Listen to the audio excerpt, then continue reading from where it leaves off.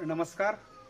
लहू बोराटे टीच या यूट्यूब चॅनलमध्ये आपल्या सर्वांचं सहर्ष स्वागत. इयत्ता 4थी विषय परिसर अभ्यास भाग 2 पाठ 4 शिवरायांचे बालपण. आपण पाहिलं मागील पाठामध्ये छत्रपती शहाजीराजे निजामशाहीतून आदिलशाहीत आले, आदिलशाहीमधून परत निजामशाहीमध्ये गेले. पुढे काय घटनाक्रम होतो, इतिहास कसा कसा पुढे जातोय, शिवरायांचा जन्म केव्हा होतो, या सर्व गोष्टी आपल्याला पाहायच्या आहेत. बघूयात काय होतंय पुढे. तो काळच धामधुमीचा होता. निजामशाह, आदिलशाह, मुघल यांच्यामध्ये सातत्याने युद्ध होत होतं. आणि अशातच मुघल बादशाह शहाजहान याने दख्खन सर करण्याचा बेत आखला. तो दख्खनेकडे म्हणजेच दक्षिण भागाकडे चालून आला. कारण मुघल बादशहाचं जे साम्राज्य होतं ते उत्तरेकडे होतं. भारताच्या उत्तरेकडे असणारा दिल्ली आणि आग्रा या ठिकाणी त्याचं खूप मोठं प्रस्थ होतं. मित्रांनो, त्याच्या सत्तेची मनीषा आणखीनच वाढली आणि त्याला वाटलं दक्षिणेकडचाही काही प्रदेश काबीज करावा, दख्खनेकडे स्वारी करावी आणि तिकडला मुलूक जिंकून घ्यावा. त्याचबरोबर आपल्या सर्वांना माहितही आहे की शहाजीराजांनी आदिलशाहीचा त्याग केला आणि कुठे आले होते, निजामशाहीमध्ये आले होते. मग साहजिकच आदिलशहालाही याचा राग आला होता. निजामशहाने शहाजीराजांना कुठली जहागिरी दिली होती, पुणे आणि सुपे. मग पुणे आणि सुपेची जहागिरी निजामशहाने दिलेली. आदिलशहाने पुण्यावर आक्रमण केलं आणि पुणे शहर अक्षरशः नेस्तनाबूत करून टाकलं, बेचिराग केलं. पुण्यामध्ये काहीच राहिलं नाही. मग शहाजीराजांची सगळी धावपळ सुरू झाली. मुघल पण चालून आलेले आहेत, आदिलशहा पण विरोधात आहे. मग करायचं काय या परिस्थितीमध्ये. शहाजीराजांची धांदल धावपळ सुरू झाली. दरम्यानच्या काळामध्ये होतं काय, जिजाबाई गरोदर होत्या. मग त्यांना तर सुरक्षित ठिकाणी ठेवावं लागेल. ठेवायचं कुठं त्यांना, कारण या युद्ध प्रसंगी काही अप्रिय घटना घडली तर, एखाद्याने आक्रमण केलं तर, मग जिजाबाईंना कुठंतरी सुरक्षित ठिकाणी ठेवावं लागेल. हा विचार शहाजीराजांच्या मनामध्ये आला आणि त्यांनी विचारांती त्यांच्या असं लक्षात आलं की पुण्याजवळील जुन्नर या ठिकाणी असणारा शिवनेरी किल्ला खूप मजबूत आहे, खूप बळकट आहे. त्याचे कडे उंच आहेत, त्याला भक्कम तटबंदी आहे, त्याचे दरवाजे कसे आहेत, बळकट आहेत आणि किल्ला एकदम मजबूत आहे. आणि फक्त किल्ला मजबूत नाही तर त्या किल्ल्याचा किल्लेदार आहे विजयराज, तो सुद्धा खूप शूर आहे, खूप पराक्रमी आहे. मग शहाजीराजांनी विजयराज सोबत बोलणं केलं तर विजयराज यांनी जिजाऊंची संरक्षणाची जबाबदारी घेतली की मी नक्की त्यांच्या सुरक्षिततेची काळजी घेईल. असं विजयराजांनी कबूल केल्याच्या नंतर शहाजीराजांनी निर्णय घेतला की जिजाऊंना कुठं ठेवायचं, शिवनेरी किल्ल्यावर ठेवायचं. आणि बालमित्रांनो, जिजाऊ ज्यावेळेस शिवनेरी किल्ल्यावर त्यांना ठेवलं आणि काय झालं, तो आनंदाचा दिवस उजाडला. जिजाऊंचं बाळंतपण झालं आणि काय झालं, फाल्गुन वद्य तृतीया शके 1551. फाल्गुन वद्य तृतीया शके 1551 अर्थात 19 फेब्रुवारी 1630 रोजी शिवनेरी किल्ल्यावर नगारे वाजू लागल्या, सनई चौघडा वाजू लागला. चोहीकडे आनंदी आनंद झाला. जिजाऊंच्या पोटी एका मुलाचा जन्म झाला होता, अर्थात शिवाजी महाराजांचा जन्म झाला होता. कोण आनंद त्या शिवनेरी किल्ल्याला झाला. चोहीकडे आनंदी आनंद साजरा केला जात होता. सगळीकडे आनंदाचं वातावरण होतं. शहाजीराजे आनंदून गेले होते, जिजाऊ आनंदून गेले होत्या. आणि या बाळाचं बारसं झालं. पण या बाळाचं बारसं झालं आणि त्याचं नामकरण ठेवलं. जन्म शिवनेरी किल्ल्यावर झाला म्हणून त्या बाळाचं नाव ठेवण्यात आलं शिवाजी. बालमित्रांनो, हे शिवाजी दुसरे तिसरे कोण नाही, तेच छत्रपती शिवाजी महाराज. त्यांचं बालपण कसं गेलं, बालपणी ते काय काय करत होते हे पण आपण पाहूयात. जिजाऊंनी शिवाजी महाराजांचा सांभाळ करत असताना त्यांना थोर पुरुषांच्या महापुरुषांच्या गोष्टी त्या निमित्तपणे सांगत. सांजवात लावल्याच्या नंतर बाळ शिवबाला ते आपल्या कुशीत घेत जवळ घेत त्यांना रामाच्या, कृष्णाच्या, भीमाच्या, अर्जुनाच्या, अभिमन्यूच्या गोष्टी सांगत शौर्याचे धडे त्यांना देत. सोबतच संतांच्या विचारांची कसदार पेरणी सुद्धा जिजाऊ शिवरायांवर करत. संतांचे विचार त्यांना सांगत. संतांनी जे समाज प्रबोधन केलं तो समाज उभारणीचे संस्कार जिजाऊ बाल शिवबाला अगदी लहान वयात करत होत्या.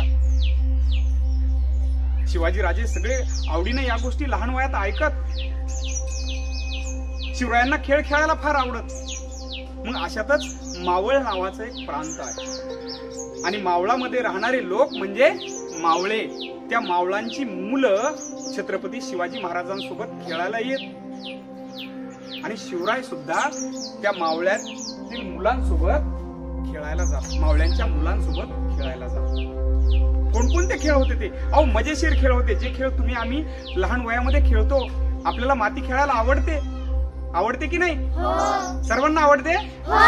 शिवराय सुद्धा बालपणामध्ये माती म्हणजे चिखलापासून विविध वस्तू बनवायचे, खेळ खेळायचे. त्या लहान लहान मावळ्यांसोबत छत्रपती शिवराय मातीपासून हत्ती बनवायचा, मातीपासून घोडे बनवायचे, मातीपासून किल्ले बनवायचे.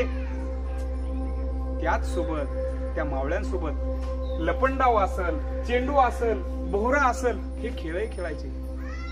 आणि मावळे बाल मावळे जे होते, लहान मावळे जे होते ते खूप करामती होते. वेगवेगळ्या प्राण्यांचे, पक्ष्यांचे आवाज हुबेहूब त्यांना काढता यायचे. शिवाजी महाराजांना मोठं कुतूहल वाटायचं. शिवाजी महाराज त्या मावळ्यांसोबत या सर्व गोष्टी शिकत होते. शिवराय त्यांच्यासोबत त्यांच्या घरी जायचे, मावळे शिवरायांच्या घरी यायचे. म्हणजे त्यांच्यामध्ये मैत्रीचं नातं निर्माण झालं होतं. शिवाजी महाराज कोणी सरदाराचा मुलगा नव्हता आणि मावळे कोणी गरीब नव्हते. त्यांच्यामध्ये मैत्रीचं नातं निर्माण झालं होतं.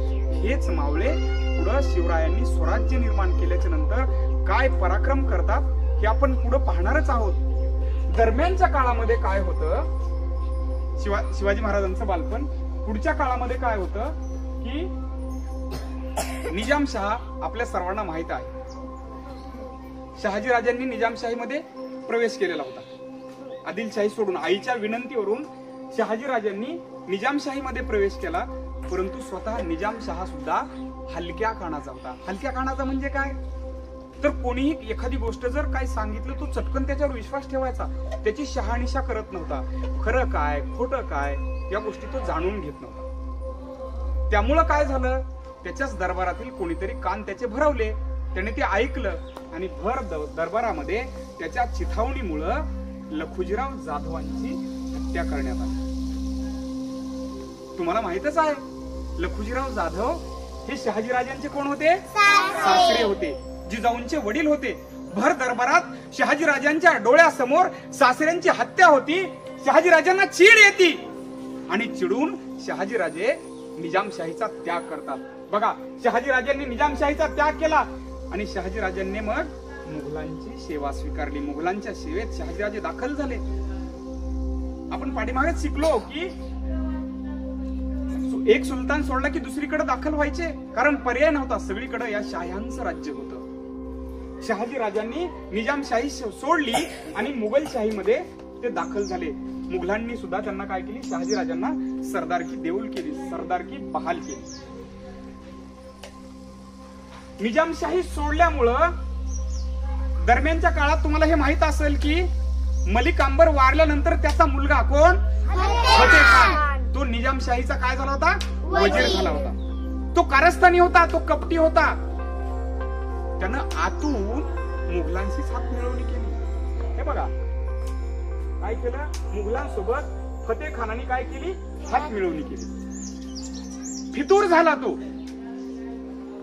चाकरी निजामशहाची करत होता, पगार निजामशहाकडून घेत होता, परंतु मदत मुघलांना करत होता. आणि मुघल निजामशहाचे विरोधक होते हे आपल्या सर्वांना ज्ञात आहे. आणि याने फितुरी करून काय केलं, निजामशहाचीच हत्या घडून आणली. फतेह खानाने निजामशहाला मारून टाकलं. निजामशाही अस्ताव्यस्त झाली. आणि हा फतेह खान एवढ्यावर थांबला नाही बरं का. त्यानं मुघलांना सांगून काय केलं माहितीये का, निजामशाहीवर फार मोठं संकट आलं आणि फतेह खानने शहाजीराजांकडील जी मुघलांनीच त्यांना दिल्ली जहागिरी होती ती सुद्धा परस्परच त्यांनी मुघलांना बहाल केली. शहाजीराजांना न सांगताच शहाजीराजांची जहागिरी मुघलांना त्याने देऊन टाकली. शहाजीराजांना याचा राग आला. शहाजीराजे काय केलं पहा, अरे मी तर मुघलांच्या सेवेत आहे. फतेह खान इथेही येऊन दाखल झाला. फतेह खाननं तिथेही निजामशाहीवर संकट आलं आणि निजामशाही संपूर्णपणे फतेह खाननं मुघलांच्या ताब्यात देऊन टाकली. आता काय करायचं? शहाजीराजांचं जे सरदारकी होती, जहागिरी होती ती पण गेली, निजामशाही पण गेली. शहाजीराजे लढाऊ होते, झुंजार होते, शूरवीर होते. त्यांनी काय केलं? नवी निजामशाही स्थापन करण्याचा त्यांनी संकल्प केला. आणि केलं काय पहा, शहाजीराजांनी मुघलांची साथ सोडली.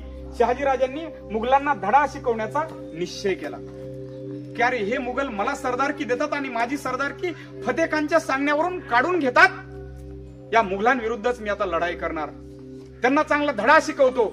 शहाजीराजांनी ठरवलं आणि त्यांनी काय केलं?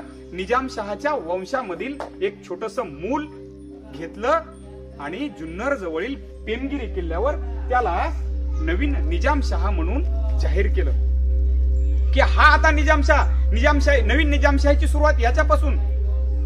हे शहाजीराजांनी ठरवलं आणि त्याला जुन्नर जवळच्या पेमगिरी किल्ल्यावर त्याला निजामशहा म्हणून घोषित केलं. आणि शहाजीराजांच्या ते एक नवीन राज्यच निर्माण झालं. ते राज्य होतं गोदावरी पासून नीरा नदीपर्यंतच. त्या ठिकाणी छत्रपती शहाजीराजे राज्य करू लागले. परंतु या ठिकाणी होती गोष्ट काय, मुघलांच्या विरोधात गेल्यामुळं मुघल शहाजीराजांच्या विरोधात काम करू लागले. दरम्यानच्या काळामध्ये आदिलशहाने सुरुवातीला त्यांना मदत केली शहाजीराजांना. अरे शहाजीराजांनी मुघलशाही सोडलेली आहे, मग त्यांनी शहाजीराजांना मदत केली. पण मुघलांनी आदिलशहाला काय केली? तंबी दिली, धमकी दिली. याद राखा, जर तुम्ही शहाजीराजांना मदत कराल तर. आता मुघल बादशाह मोठा होता, त्याचं सैन्य मोठं होतं. आदिलशहा घाबरला आणि त्यानं काय केलं? शहाजीराजांना मदत करण्याची बंद केली. आदिलशहाने सुरुवातीला मदत केली, मुघलांच्या तंबीनंतर त्यानं शहाजीराजांनाच विरोध करायला सुरुवात केली. मग आता आदिलशाही शहाजीराजांच्या विरोधात, मुघलही शहाजीराजांच्या विरोधात. तुमच्या एक गोष्ट लक्षात असेल की शहाजीराजे कायमस्वरूपी अडचणीत होते, परेशान होते. सतत त्यांच्या पाठीमागे धावपळ होती. पुढे काय होतं पहा, शहाजीराजे निश्चय करतात की आता आदिलशाही विरुद्ध, मुघलांविरुद्ध गनिमी काव्यानं युद्ध करायचं. गनिमी काव्याने त्यांच्यासोबत लढायचं. शहाजीराजे लढतात, परंतु एकटे शहाजीराजे आदिलशाही पुढे, मुघलांपुढे किती वेळ टिकणार? नाही तक धरू शकले. ते शूरवीर होते, परंतु सैन्यांची कमतरता, विरोधकांचं सैन्य खूप मोठं, अफाट सेना त्यांची होती. त्यांच्या समोर शहाजीराजे तग धरू शकले नाही. शेवटी त्यांनी पर्याय नसल्यामुळं 1636 साली मुघलांशी हात मिळवणी केली, मुघलांसोबत तह केला. आणि मग जे शहाजीराजांचं राज्य होतं ते मुघलांनी आणि आदिलशहाने वाटून घेतलं. आपल्या सर्वांना ज्ञात आहे शहाजीराजांची पुणे आणि सुप्याची जहागिरी मग आदिलशहाच्या राज्यकारभारामध्ये आली. आदिलशहाने त्याचा ताबा मिळवला त्याच्यावर. मग शहाजीराजे ते शूरवीर होते. आदिलशहाने पुन्हा त्यांना ऑफर दिली, पुन्हा त्यांना बोलावलं आणि त्यांना पुण्याची आणि सुप्याची जहागिरी त्यांना पुन्हा दिली. शहाजीराजांनी पुन्हा आदिलशाहीमध्ये प्रवेश केला. आदिलशहाने मग काय केलं पहा, शहाजीराजांना कर्नाटकात त्यांची नेमणूक केली. कारण कर्नाटकामधील काही राज्य आदिलशहाला जिंकायचे होते, स्वतःच्या राज्यामध्ये जोडायचे होते. या पठ्ठ्यानं कर्नाटकामध्ये जाऊन सुद्धा पराक्रम गाजवला. तिथे वेगवेगळे जे राजे होते त्या राजांना पराभूत केलं आणि त्यांचा जो मुलूक होता, जो प्रदेश होता, तो कुठं जोडला? आदिलशाहीला जोडला. कुठं जोडला? आदिलशाहीला जोडला. दरम्यानच्या काळामध्ये छत्रपती शिवराय इकडे लहानाचे मोठे होत होते. जिजाऊ त्यांच्यावर चांगले संस्कार करत होते, त्यांना शौर्याचे धडे देत होते. आणि शिवाजीराजांच्या काळावर सुद्धा शहाजीराजांचा पराक्रम पडत होता. परंतु महाराष्ट्रामध्ये थोडासा संघर्ष चालूच होता. वातावरण शांत नव्हतं, धामधुमीचाच काळ होता. मग शिवाजी महाराज आणि जिजाऊ कर्नाटकामध्ये जातात. कर्नाटकामध्ये शहाजी राजांनी पराक्रम गाजवलेला असल्यामुळं आदिलशहा खुश होतं त्यांच्यावर आणि शहाजी राजांना बंगळुरूची जहागिरी देऊन टाकतात। शहाजी राजांचं नवीन राज्यच बंगळुरूमध्ये स्थापन होतं आणि शिवाजी राजे त्या ठिकाणी अगदी राजवैभवामध्ये राहतात। आनंदात त्यांच्या कर्नाटकामध्ये काही दिवस जातात। पुढे आपण पाहूयात शिवाजी राजांचं शिक्षण कसं होतं, शिवरायांना कोणकोणतं शिक्षण दिलं जातं हे पुढील पाठामध्ये आपण पाहणार आहोत। या पाठामध्ये आपण या सर्व गोष्टी पाहिलेल्या आहेत। आपल्याला हा व्हिडिओ आवडला असला तर लाईक करा, शेअर करा, कमेंट करा आणि सर्वांना परत एकदा विनंती, जर हा चॅनल आपण सबस्क्राईब केला नसेल तर लाल बटनावर सबस्क्राईब करून बेल आयकॉन प्रेस करा। धन्यवाद।